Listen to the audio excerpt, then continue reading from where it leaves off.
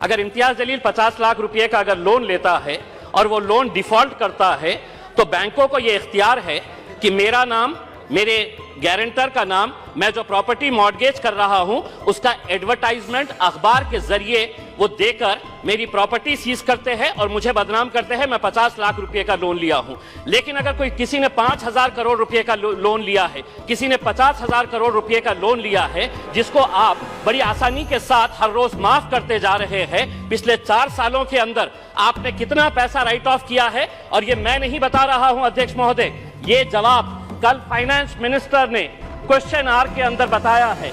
तो सुनिए, उसके अंदर पिछले 4 साल के अंदर कितना पैसा 8,48,186 करोड़ रुपीस का लोन राइट ऑफ किया गया है।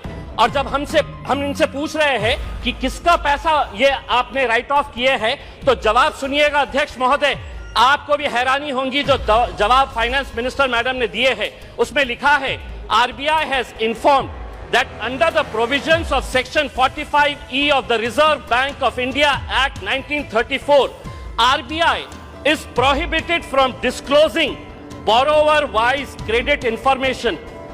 RBI ये आपको कह रहा है कि हम आपको डिटेल नहीं दे सकते हैं कि कौन बड़े धन्ना सेठों ने पैसा लिया है, ये देश को आप नहीं बताएंगे। आखिर ये पैसा 8,48,186 करोड़ रुपीस आपने राइट ऑफ किए हैं। इसका जवाब आप दीजिएगा कि मेरे लिए कानून अलग कैसा हो सकता है, और जिन्होंने धन्ना सेठों ने पैसा लेकर कोई लंदन भाग गया है, कोई सिंगापुर भाग गया है, उनका नाम भी RBI नहीं बताएगी हमारे को। दूसरा ये है कि मैं अभी सुन रहा था जगदम्बिका पाल साहब को। पाल साहब सुनिए, आप किसानों के बारे में कह रहे थे।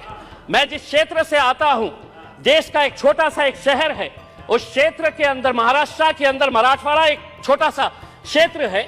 उस क्षेत्र के अंदर जनवरी से लेकर नवंबर 2022 तक महज 11 महीनों के अंदर 940 किसानों ने आत्महत्या की है। मैं देश की बात नहीं कर रहा हूं, मैं सिर्फ मराठवाड़ा एक जो देश का एक छोटा सा हिस्सा है, कहीं ना कहीं आपकी कुछ नीतियां गलत हो रही है अध्यक्ष महोदय, कहीं ना कहीं आपकी नीतियां गलत हो रही है। वरना इन किसानों की मौत को आपने सिर्फ एक आंकड़ा बनाकर रख दिए हैं। 940 किसान अगर सिर्फ एक क्षेत्र से मर रहे हैं और ये कहते हैं कि नहीं हमने किसानों के लिए इतना किया है, तो क्या वजह है कि आज किसान अपनी जान दे रहा है? आप ये कहते हैं कि प्रधानमंत्री उज्ज्वला गैस स्कीम के अंडर में आपने 10 करोड़ लोगों को दे दिए हैं। आप ये आंकड़ा बताइए, कितने ऐसे गरीब लोग जो पहले हम भी मानते हैं, हम भी खुश हुए थे, हमने भी स्वागत किए थे कि ये लोग जब अलग अलग तरीके से गैस की जगह पहले लकड़ी के ऊपर, कोयले के ऊपर है तो अपना खाना बनाते थे, आपने गैस दिए। लेकिन कितने लोग अब दोबारा रिफिल करने के लिए जाते हैं? क्या ये सच्चाई नहीं है कि पिछले 7 सालों के अंदर, 7 साल पहले गैस के सिलेंडर का रेट 450 रुपये था, आज आपने उसको 1,080 रुपये किए हैं। और ये उम्मीद कर रहे हैं कि आप जितना पैसा एडवर्टाइजमेंट के ऊपर लगा रहे हैं कि प्रधानमंत्री उज्ज्वला योजना के ऊपर, वही पैसा अगर आप दे देंगे तो शायद इन गरीबों को फायदा होगा। अनएम्प्लॉयमेंट, आज बेरोजगार, ये आंकड़ा मैं नहीं बता रहा हूं, कोई मनगढ़ंत आंकड़े नहीं बता रहा हूं, centre for monitoring Indian economy इनके आंकड़े आए हैं। तो सुनिए फाइनेंस मिनिस्टर साहब, अनएम्प्लॉयमेंट रेट इन इंडिया अभी 8% के ऊपर आया है। 3 महीने का सबसे ज्यादा का आंकड़ा जो है वो अभी आया है। अध्यक्ष महोदय, हो सकता है आपके पास भी एक EPS 95 की एक स्कीम है। बुजुर्ग लोग, ऐसे बूढ़े लोग, और मैं फाइनेंस मिनिस्टर साहब को यह बताना चाहता हूं कि इनके पास भी सर 65 लाख ऐसे पेंशनर्स हैं जिनको पेंशन कितनी दी जा रही है? 250 रुपये, 500 रुपये। फाइनेंस मिनिस्टर साहब से मैं इसलिए मुखातिब हो रहा हूं कि ये मेरे शहर से आते हैं। अगर देश के फाइनेंस मिनिस्टर साहब, मैं आपको कहता हूं, लीजिए एक नाम भी नोट करिएगा, सुलोचना गडप्पा, 70 साल की महिला है, औरंगाबाद में रहती है।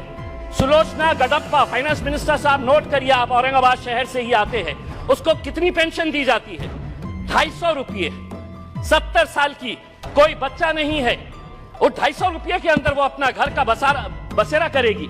मेरा यह कहना है कि पेंशन स्कीम के अंदर आपके पास कितना पैसा है, वो पैसे से EPS 95 के पिछले कई सालों से, और हर MP को इन लोगों ने खून से अपना लेटर लिखकर आपको निवेदन दिया है कि हमारे लिए कुछ तो भी करिएगा करके। आपके पास भी दिए हैं, आपकी भी फोटो छपी थी उसमें।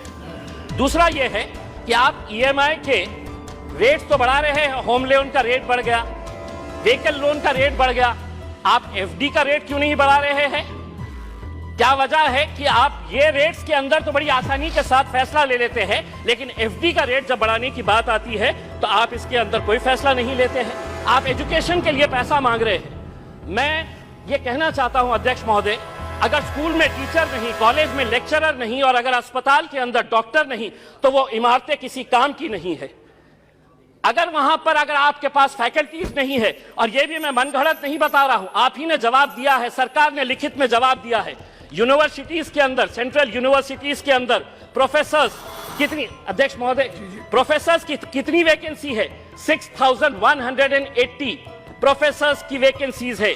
आईआईटीज और आईआईएम्स, बहुत सारे बीजेपी के हमारे सदस्यों ने कहा कि देखिए हमारे राज्य के अंदर हम कितने आईआईटीज और आईआईएम्स बना रहे हैं। इमारत बनाने से तालीम नहीं पहुंचाई जा सकती है, उसके लिए आपको लेक्चरर्स की जरूरत रहेगी। आईआईटीज के अंदर 4502 लेक्चरर्स प्रोफेसर्स की वैकेंसीज है, आईआईएम्स के अंदर 493 वैकेंसीज है।